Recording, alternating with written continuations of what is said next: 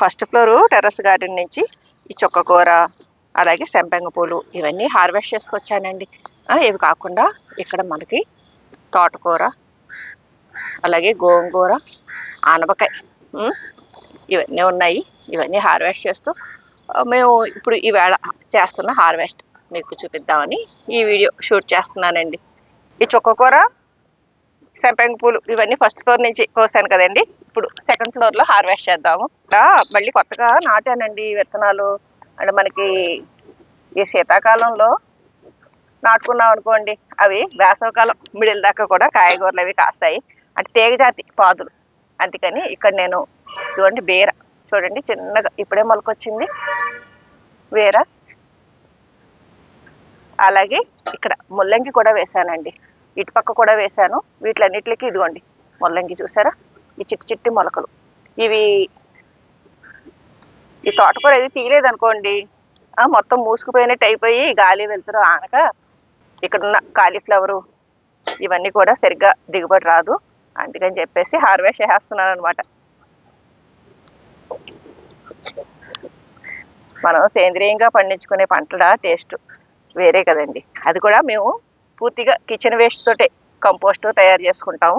నేను ఈ grow bags ఇవన్నీ నింపినప్పుడు కూడా వీడియోస్ షూట్ చేసి పోస్ట్ చేశానండి. ఎలాగా ఈ గ్రో బ్యాగ్స్ నింపాము ఏంటి అన్నది కూడా డీటెయిల్డ్గా చూపించాను.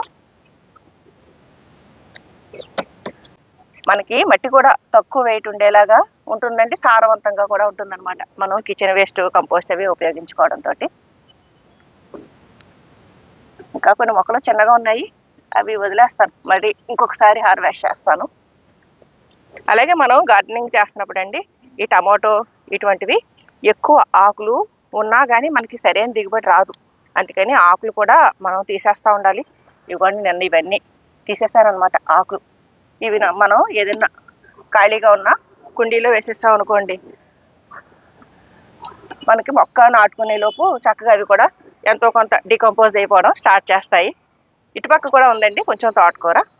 ఇక్కడ కూడా ఆస్టరు, వంగ, బంతి, పచ్చిమిర్చి ఇవన్నీ చాలా ఉన్నాయి. వాటితో పాటు ఇక్కడ బీర ఇటుపక్క కూడా వేసాము. ఇవన్నీ ఎదుగుతాయని చెప్పేసి తీసేస్తున్నాను అనమాట.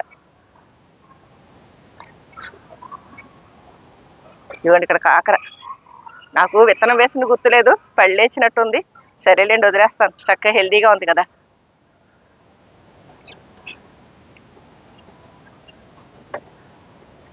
తులసమ్మ చూడండి ఎంత చక్కగా వచ్చేసిందో. ఇక్కడ కుండీలోనూ వేయలేదు, ఏమీ లేదు, జస్ట్ ఈ పక్కన ఉన్న చిన్న హోల్ నుంచి వచ్చేసింది. చాలా మంది నన్ను తులసికోటలో మొక్క నిలబడట్లేదండి, ఎలా చెయ్యాలి ఏంటి అని.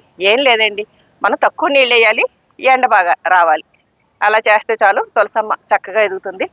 చూసారుగా, దానికి నిరూపణ ఇదే. ఒక కుండీ లేకుండా ఏమీ లేకుండా చక్కగా పెరుగుతుంది. ఇక్కడ గోంగూర ఉందండి, అది మరొకసారి హార్వెస్ట్ చేస్తాను. ఇంకో కుండీలో ఉంది, అది తీసేస్తాను అనమాట ఈవేళ.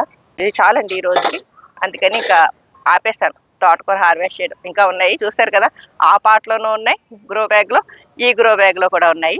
ఇక గోంగూర హార్వెస్ట్ చేద్దామండి. ఇవి మొదలతో సహా తీసేస్తున్నానండి గోంగూర. మనం మామూలుగా అయితే గోంగూర అలా ఉంచేసాం అనుకోండి, చక్కగా చాలా కాలం పాటు ఆకులు కోసుకుంటూ ఉంటే మళ్ళీ కొత్త ఆకులు వస్తూ ఉంటాయి. కాకపోతే మనకి ఇక్కడ కుండీ మరీ మూసినట్టు అయిపోయిందండి. ఈ నిమ్మ మొక్కకి కొంచెం గాలి వెలుతురు ఆడాలి కదా, అందుకని తీసేస్తున్నాను. పుల్లగోంగూర అంటారు కదండి, ఆ పుల్లగోంగూర మనకి చక్కగా విటమిన్ ఏ అది రిచ్గా ఉండి హెల్త్కి కూడా మంచిది కదండి.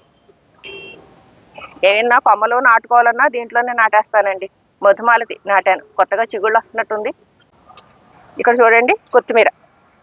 ఈ అన్ని కుండీల్లోనూ ఈ పళ్ళ కుండీలను, పళ్ళ మొక్కల కుండీలు అనమాట, ఈ పళ్ళ మొక్కల కుండీలు అన్నిటిలోనూ కొద్ది కొద్దిగా చల్లేశాను.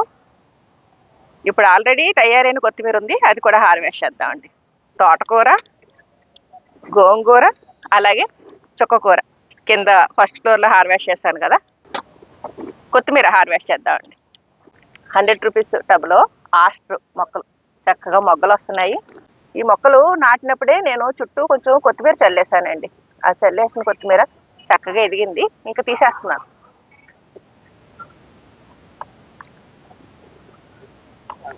వేడితో సహా లాగేస్తున్నానండి.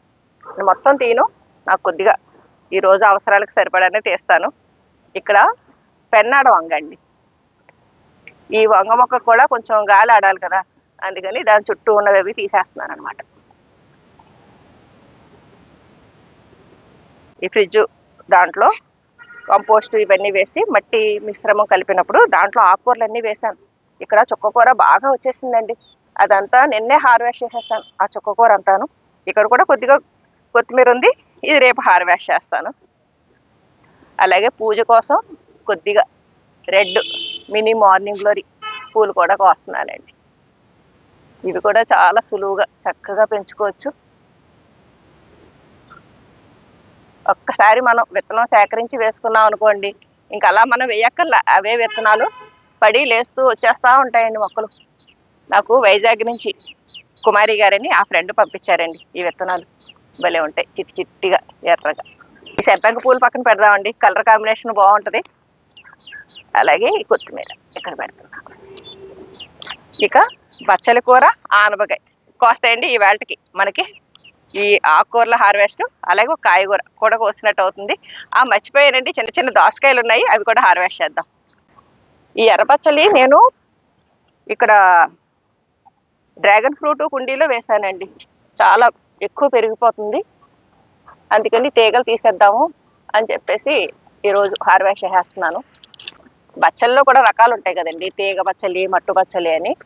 అలాగా ఇలాగ తీగ పచ్చలకి ఏదన్నా మనం సపోర్ట్ ఇచ్చామంటే చక్కగా పెరిగండి, అల్లుకుపోయి. పెద్దగా నీళ్లు వేయాలని కూడా లేదండి, సాయిల్ మిక్స్ ఇలా ఉండాలి అలా ఉండాలని కూడా లేదు.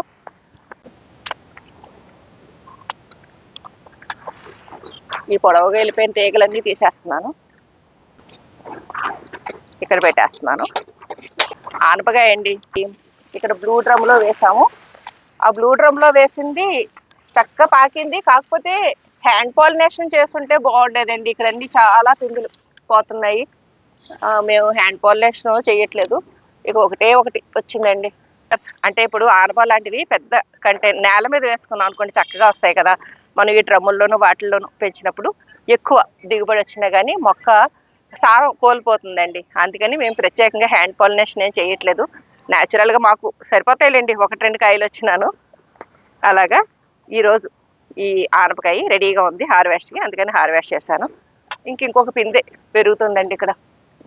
అంటే ఒక కాయ వేసే గ్యాప్లో ఇంకొకటి వస్తుంది అనమాట. అందుకని చెప్పేసి ఇంకా ప్రత్యేకంగా హ్యాండ్ పాలినేషన్ ఏమీ చేయట్లేదు. ఇవి అనపకాయలండి, మా ఫ్రెండ్ ఖమ్మం నుంచి విత్తనం పంపించారు. వీటిని దోసకాయలని చెప్పకూడదేమోనండి, చిన్న చిన్నగా పండిపోయినాయి చూసారా, బుడమకాయలు అంటారు అనుకుంటా అండి. ఇంకా పాదు కూడా తీసేస్తానండి, ఇంకా ఇది అనవసరం అండి. ఇంతగా కాయలు రావట్లేదు, ఏమీ లేదు. ఇక్కడ ఒకటి, అదేంటోనండి మా ఇంట్లో దోసకాయలు అస్సలు కాయవు. ఇదేదో దోసపాదు వచ్చింది బాగానే వచ్చింది అని చెప్పేసి జాగ్రత్తగా పెంచితే ఇగోండి ఈ సైజు వచ్చినాయి కాయలు, ఇలా ఉంటుంది. పాదు తీసేసానండి, ఎందుకంటే ఈ డ్రాగన్ ఫ్రూట్ మొక్కకి ఇబ్బంది అయిపోతుందండి. అందుకని ఈ దోసకాయలు కూడా ఇంత చిన్న చిన్న దోసకాయలు, వీటితోటి మనం పెద్దగా వండేది ఉండదు, చేసేది ఉండదు అని చెప్పేసి తీసేసాను. ఈ కాయలు కూడా ఇంకా హార్వెస్ట్ చేసేసి ఈ కంపోస్ట్లో వేసేయడమే. ఇగోండి నిమ్మకాయల కంటే చిన్నగా ఉన్నాయి. ఇవి మేము వేసిన మొక్క కాదండి, పడి లేచిన మొక్క అనమాట. మేమేంటంటే మేము వేసిన విత్తనం ఏమన్నా కంపోస్ట్లో మళ్ళీ కలిసి వచ్చిందేమో అనుకుని ఉంచేసాం అనమాట. పచ్చికాయలు చేదుగా ఉంటాయటండి, పండిన కాయలు రంగు వచ్చిన కాయలే వాడాలట. ఇంకా తీసేస్తాను. ఇదండి ఈరోజు హార్వెస్ట్. ఈ పాదుకి మొదటిసారిగా కోసిన ఆనపకాయ అనమాట అండి ఇది. అలాగే గోంగూర, తోటకూర, ఎర్ర బచ్చలి,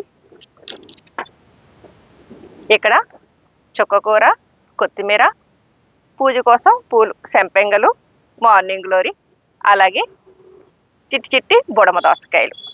టెర్రస్ గార్డెన్లో కిచెన్ వేస్ట్ కంపోస్ట్ తోటి చక్కగా మేము కుండీల్లో మట్టి అది నింపుకునండి ఈ పంటలన్నీ పండిస్తున్నాము.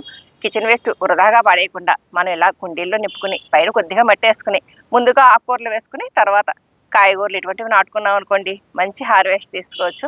కాబట్టి మనం ఎప్పుడూ కూడా వృధాగా కిచెన్ వేస్ట్ ఇటువంటివి పాడేసి అటు పర్యావరణానికి కానీ మున్సిపాలిటీ వారికి కానీ ఇబ్బంది కలిగించకుండా చక్కటి పంటలు పండించుకోవచ్చండి. ఇవన్నీ ఇలాగా సేంద్రియంగా పండించడంతో మనకి పోషక విలువలు కూడా ఎక్కువగా ఉంటాయి. అలాగే మీరు కూడా మీ ఇంట్లో పంటలు అవి పండిస్తున్నప్పుడు ఇలాగ తక్కువ ఖర్చుతోటి పండించుకోవడం కోసం ఎటువంటి జాగ్రత్తలు తీసుకుంటున్నారు ఏంటి అనేది కామెంట్ సెక్షన్లో తెలియజేయండి. ఈ వీడియో మీకు ఉపయోగపడుతుందనే భావిస్తున్నాను. ఈ వీడియో పైన మీ అభిప్రాయాలు కామెంట్ సెక్షన్లో తెలియజేయండి. సర్వే జన సుఖినో భవంతు. Please like, share and subscribe my channel.